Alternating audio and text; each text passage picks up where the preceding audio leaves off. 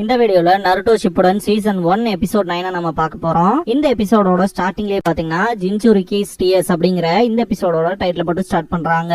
ஓப்பனிங்லயே சான்ஷினோபி சேர்ந்த ஒருத்தன் பாத்தீங்கன்னா வெடிக்காத ஒரு பேப்பர் பாம்பை கண்டுபிடிச்சிருவான். இந்த ஒரு விஷயத்த நம்ம டெட்டனேட் பண்ணி ஆகணும் அப்படின்பாங்க. அதனால ஒர்க் பண்றதை எல்லாத்தையுமே ஸ்டாப் பண்ணுங்க, இதை நம்ம டெட்டனேட் பண்ணலான்ட்டு ரொம்ப தூரம் தள்ளி வந்து அந்த பேப்பர் பாம்பை வெடிக்க வைப்பாங்க. சான் கமிட்டில பாத்தீங்கன்னா புது காசைக்காகவே நம்ம டிசைட் பண்ணி ஆகணும்னு பேசும்போது அது எப்படா இவ்வளவு ரெக்லஸா பேசுறீங்கன்ட்டு ஆப்போசிட்ல இருந்து கத்திட்டு இருப்பாங்க.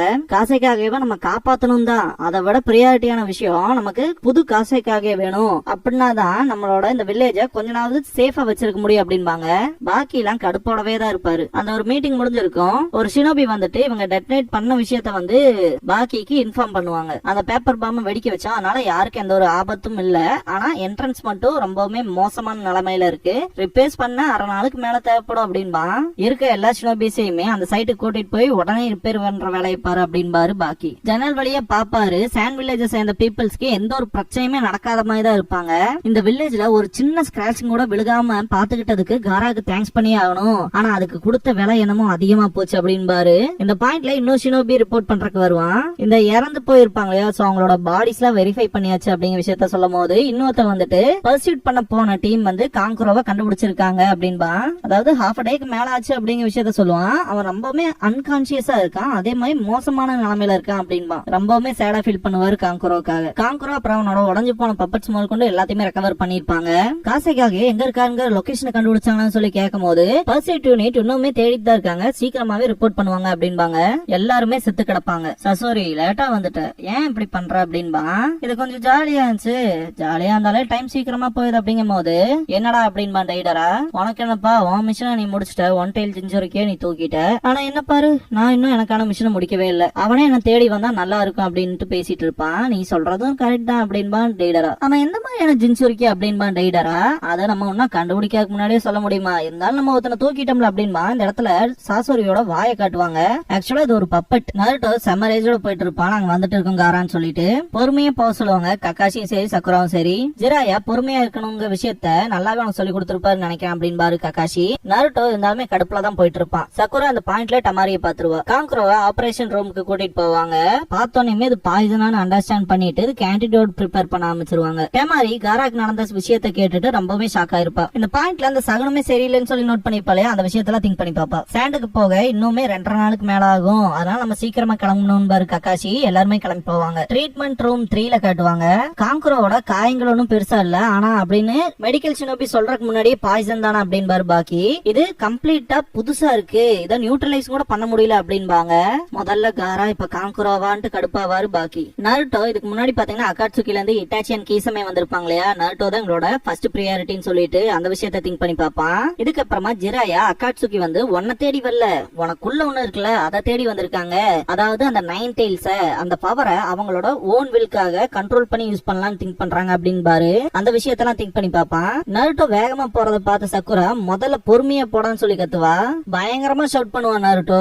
எனக்குமே தெரியும் எதுக்காக அவனுங்க என்னையும் காராவையும் டார்கெட் பண்றாங்கன்னு அப்படின்பா. மறைச்சு பேசுறதுக்கு ஒண்ணும் இல்ல, உனக்கே தெரியும்ல சக்குரா, எனக்குள்ள அந்த 9 டெய்ல்டு ஃபாக்ஸ் ஸ்பிரிட் இருக்கு அப்படின்பா. டமாரி ஷாக் ஆவா. நருட்டோ சின்ன பையனா இருப்பான்.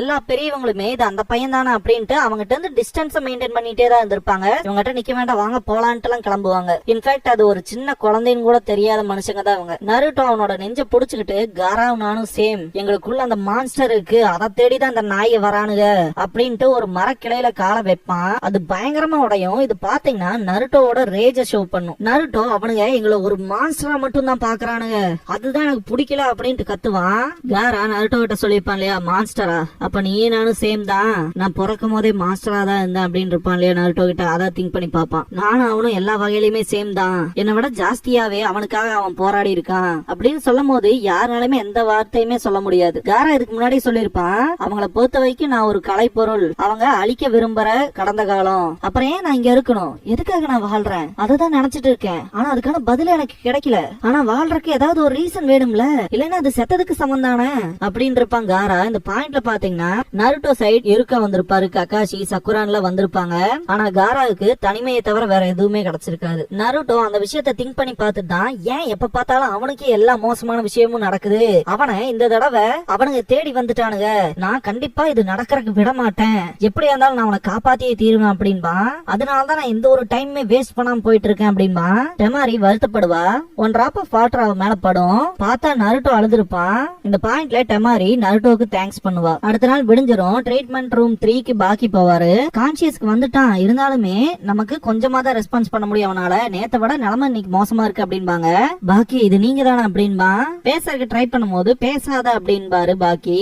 த ரெட் சாண்ட் அப்படின்பா. பக்கத்தால போய் அந்த பேரை கேட்டோன்னே இதனாலதான் எல்லாமே அப்படின்ட்டு பயங்கர ஷாக் ஆவான் பாக்கி. காராவை தேடி போன டீம உடனே ரிட்ரீட் பண்ண சொல்லுவாரு. காங்க்ரோவை ரெஸ்கியூ பண்ணதுக்கு அப்புறமா எந்த ஒரு கான்டாக்டுமே நடக்கல அப்படிங்கிற விஷயத்த சொல்லவும் நம்ம லேட் பண்ணிட்டோம் அப்படின்ட்டு நம்ம அவங்க கிட்ட கன்சல்ட் பண்ணி ஆகணும், வேற வழியே இல்ல அப்படின்னு பாக்கி திங்க் பண்ணுவாரு. என்னாச்சுன்னு இன்னொரு ஷினோபி கேட்கும் போது ஒண்ணுமில்ல அப்படின்ட்டு கிளம்பிடுவாரு. அந்த ஷினோபி வேகமா ஓடி வந்து சுப்பீரியர்ஸ் நிறைய பேரு ரிப்போர்ட்ஸ் கேக்குறாங்க அப்படின்பா. ரிப்போர்ட்ஸ்க்காக எல்லாம் டைம் வேஸ்ட் பண்ண முடியாது, ஆக்ஷன்ல தான் இறங்கி ஆகணும் அப்படின்பாரு. காரா இல்லாம எத்தனை ப்ராப்ளம் இருக்கு அப்படின்ட்டு உடனே ஹானரபிள் சிப்ளிங்ஸ் கிட்ட ஹெல்ப் கேட்டாகணும். ஆனா அவங்க வெள்ளிங்க வருவாங்களா அப்படிங்கிற சந்தேகத்தோட தான் போவாரு. சக்குரா ஃபுட் பில் யூஸ் பண்றதுக்கு போகும்போது ஃபுட் பில் யூஸ் பண்றது அவசரத்துக்கு, உன்ன மாதிரி சின்ன பிள்ளைலாம் அதிகமா எடுத்துக்க கூடாது அப்படின்பாரு. சக்குரா அதை சாப்பிட்டு வேகமா போவா.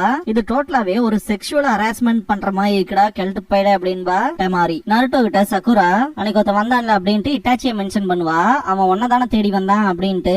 2.5 வருஷம் நான் சும்மா ட்ரைனிங் மட்டும் எடுத்துட்டு இருக்கல, லேடி சுனாடையோட லைப்ரரியில அவுட் சைட் திங்ஸ் எல்லாம் கேதர் பண்ணிருக்கேன். ஆனா இதுல எனக்கு கொஞ்சம் வினோதமா இருக்க விஷயமே அப்படின்ட்டு சாஸ்கே பாத்தீங்கன்னா இது ஒண்ணும் எனக்கு கனவு இல்ல, லட்சியம். நான் என்னோட கிளானை ரெஸ்டோர் பண்ணுவேன். நான் கொல்ல வேண்டிய ஒருத்தன் இருக்கான், என்னால மட்டும் தான் அவனை கொல்ல முடியும். நான் பழி வாங்குறவன், என்னோட இறைய விட நான் ஒன்னும் வீக்கா இருக்க கூடாது, அதுக்காக தான் இந்த ட்ரைனிங் எடுக்கிறேன் அப்படின்னு இருப்பான் இல்லையா. அந்த விஷயத்துல சக்குரா மென்ஷன் பண்ணிட்டு இட்டாச்சி உச்சிகா அது அவனோட அண்ணன் தானே அப்படின்பா அக்காட்சுகி மெம்பர். நருட்டோ இந்த பாயிண்ட்ல ஃபர்ஸ்ட் இட்டாச்சி மீட் பண்ணும்போது சாஸ்கே தான் பாத்தீங்கன்னா ஃபர்ஸ்ட் வந்து காப்பாத்திருப்பான். இத்தனை வருஷமா உன்னை கொல்றதுக்காக தான் நான் வெயிட் பண்ணிட்டு இருந்தேன் அப்படின்ட்டு அட்டாக் பண்ணிப்பான் இல்லையா, அதெல்லாம் திங்க் பண்ணி பாப்பான். நருட்டோக்குலாம் ரொம்ப கஷ்டமா இருக்கும். உன்னோட கண்கள் அண்ணனோட விட கிரேட்டா இருக்கு, என்னோட பவருக்கானாவது நீ என்ன தேடி வருவடா அப்படின்ட்டு போயிருப்பான். சோ ஒரோச்சிமாரு கிட்ட வந்து இந்த பவர் அப்ளைன் பண்றதுக்காக தான் சாஸ்கே போயிருக்கான்.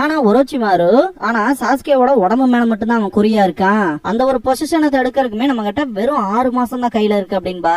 சக்குராக்கு இத பத்தி எல்லாம் கூட தெரியுமா அப்படின்ட்டு ஷாக்காவா நருட்டோ. சக்குரா இந்த பாயிண்ட்ல நம்ம மட்டும் இப்ப அக்காட்சுகியை நெருங்கிட்டோம்னா நமக்கு ஒரோச்சிமாருவை பத்தின இன்ஃபர்மேஷன் கிடைக்கும். அதுக்கப்புறமா நம்ம சாஸ்கேவை நெருங்கிடலாம் அப்படின்ட்டு இட்டாச்சி மேலதான் பயங்கர கடுப்புல இருப்பா. அவனாலதானா சாஸ்கே ரொம்ப தூரம் போயிட்டான். அதே மாதிரி நருட்டோவையும் வேற சேஸ் பண்ணிட்டு இருக்கானுங்க. இந்த தடவை எப்படியாச்சும் சாஸ்கே நருட்டோ 2 பேத்தையுமே நான் காப்பாத்துவேன் அப்படின்னு திங்க் பண்ணுவா. பாக்கி அந்த ஹானரபிள் சிப்ளிங்ஸ மீட் பண்றதுக்கு போகும்போது எபிசோ சியோ கிட்ட நம்மள யாரும் நெருங்கிட்டு இருக்காங்க அப்படின்பாரு. ரியாக்ஷனே இருக்காது. அக்கா நீ முழிச்சிட்டு தான் இருக்கியா அப்படின்பா எபிசோ. பாக்கி ரீச் ஆயிருவான். அக்கா அப்படின்ட்டு கத்துவான் எபிசோ. திரும்ப ஆன்னு கத்துவாரு. என்ன செத்துட்டியா அப்படின்பாரு. லேடி சியோ கையில இருந்த அந்த ஃபிஷிங் ஸ்டிக் பாத்தீங்கன்னா கீழே விழுகிற மாதிரி போகும். ரொம்பவுமே ஷாக் ஆயிருவாரு. திடீர்னு அந்த குச்சியை சொல்லட்டிட்டு நான் செத்த மாதிரி நடிச்சேன் அப்படின்ட்டு சிரிக்க ஆரம்பிச்சிருவாங்க. இதெல்லாம் சென்சிட்டிவான விஷயம் இப்படி பண்ணலாமா அப்படின்பாரு எபிசோ. பாக்கி இந்த இடத்துக்கு வந்துட்டு ஹானரபிள் சிப்ளிங்ஸ் அப்படின்பாரு. எங்களுக்கு நீங்க அசிஸ்ட் பண்றதுக்கு ரெக்வெஸ்ட் வைக்கலான்னு வந்தேன் அப்படின்பா. பழைய புக்ஸ்னாலே அதை கட்டி ஷெல்ஃப்ல வைக்காதான் பழக்கம். அந்த வகையில நாங்க என்ன பண்ண முடியும் உங்களுக்கு அப்படின்பாங்க லேடி சியோ. அக்காட்சுகிங்க ஆர்கனைசேஷன் சுகாக்குவ தூக்கிட்டு போயிட்டாங்க, இன்னுமே லேட் பண்ணிட்டு இருக்க முடியாங்கிறப்ப இது உங்க ஜெனரேஷன், நீங்க தான் அந்த பிரச்சனை பாத்துக்கணும் அப்படின்பாரு எபிசோ. உங்க 2 பேத்துக்குமே 5 கிரேட் நேஷன்ஸ்ல நல்ல பேர் இருக்கு. நம்ம அலைடா இல்லாத நேஷன்ஸ் பத்தி கூட உங்களுக்கு தெரியும். எங்களால முடிஞ்ச இன்ஃபர்மேஷன்ஸ் கேதர் பண்ணிக்க அப்படிங்கும் போது லேடி சியோ நாங்க தான் ரிட்டையர் ஆயிட்டோமே அப்படின்பாங்க. உலகத்துக்கும் எங்களுக்கும் இந்த கனெக்ஷனே போயிடுச்சு, கடைசியா என் பேரனை மட்டும் ஒரே ஒரு தடவை பாக்கணும்னு நினைக்கிறேன் அப்படின்பாங்க. அப்ப இது கன்வீனியன்டா போச்சு, அக்காட்சுகி மெம்பர்ஸ்ல உங்க பேரனும் ஒருத்தன் அப்படின்பாரு. பாக்கி லேடி சியோ அப்படின்னு கூப்பிடுவாரு. அவங்க ரொம்பவுமே மனசுடைஞ்சிருப்பாங்க.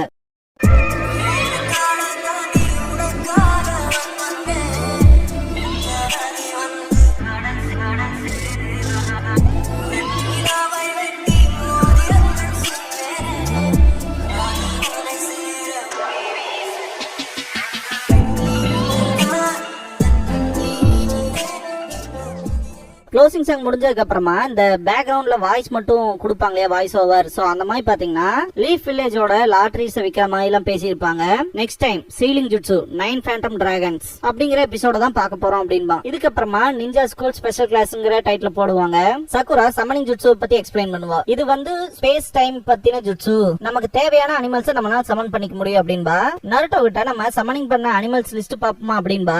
நருட்டோ சீஃப் டோட பார்த்தோம், அப்புறம் கட்சுய பார்த்தோம், அப்புறம் ஒரோச்சி ஒரோச்சிமாருவோட மாண்டா, அப்புறம் பார்க்கணும் தான் அப்படின்பா. டெமாரியோட காமட்டாரி மறந்துடாத அப்படின்பா சக்குரா.